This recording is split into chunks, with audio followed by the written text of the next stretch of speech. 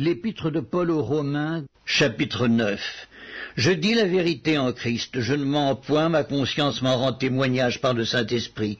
J'éprouve une grande tristesse et j'ai dans le cœur un chagrin continuel, car je voudrais moi-même être anathème et séparé de Christ pour mes frères, mes parents selon la chair, qui sont israélites, à qui appartiennent l'adoption et la gloire et les alliances et la loi et le culte et les promesses et les patriarches, et de qui est issu selon la chair le Christ, qui est au-dessus de toutes choses, Dieu béni éternellement.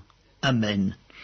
Ce n'est point à dire que la parole de Dieu soit restée sans effet, car tous ceux qui descendent d'Israël ne sont pas Israël, et pour être la postérité d'Abraham, ils ne sont pas tous ses enfants.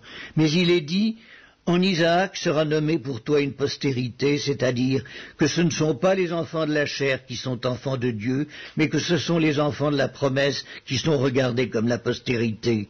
Voici, en effet, la parole de la promesse. Je reviendrai à cette même époque et Sarah aura un fils. Et depuis il en fut ainsi de Rebecca, qui conçut du seul Isaac notre père.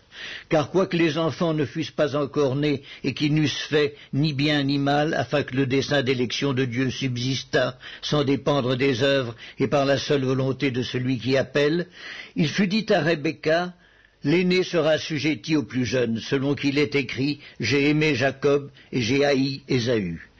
Que dirons-nous donc? Y a-t-il en Dieu de l'injustice? Loin de là. Car il dit à Moïse, je ferai miséricorde à qui je fais miséricorde, et j'aurai compassion de qui j'ai compassion. Ainsi donc, cela ne dépend ni de celui qui veut, ni de celui qui court, mais de Dieu qui fait miséricorde. Car l'Écriture dit à Pharaon, je t'ai suscité à dessein pour montrer en toi ma puissance, et afin que mon nom soit publié par toute la terre. Ainsi il fait miséricorde à qui il veut, et il endurcit qui il veut. Tu me diras, pourquoi blâme-t-il encore? Car qui est-ce qui résiste à sa volonté? Ô homme, toi plutôt, qui es-tu pour contester avec Dieu? Le vase d'argile dira-t-il à celui qui l'a formé, pourquoi m'as-tu fait ainsi? Le potier n'est-il pas maître de l'argile pour faire avec la même masse un vase d'honneur et un vase d'un usage vil? Et que dire si Dieu, voulant montrer sa colère et faire connaître sa puissance, a supporté avec une grande patience des vases de colère formés pour la perdition, et s'il a voulu faire connaître la richesse de sa gloire envers des vases de miséricorde qu'il a d'avance préparés pour la gloire? Ainsi nous a-t-il appelés non seulement d'entre les Juifs, mais encore d'entre les païens, selon qu'il le dit dans Osée, j'appellerai mon peuple celui qui n'était pas mon peuple, et bien-aimé celle qui n'était pas la bien-aimée. Et là où on leur disait, vous n'êtes pas mon peuple, ils seront appelés fils du Dieu vivant. Ésaïe, de son côté, s'écrit au sujet d'Israël, quand le nombre des fils d'Israël serait comme le sable de la mer, un reste seulement sera sauvé, car le Seigneur exécutera pleinement et promptement sur la terre ce qu'il a résolu.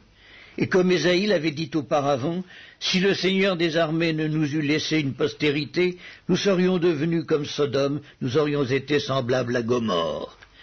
Que dirons-nous donc?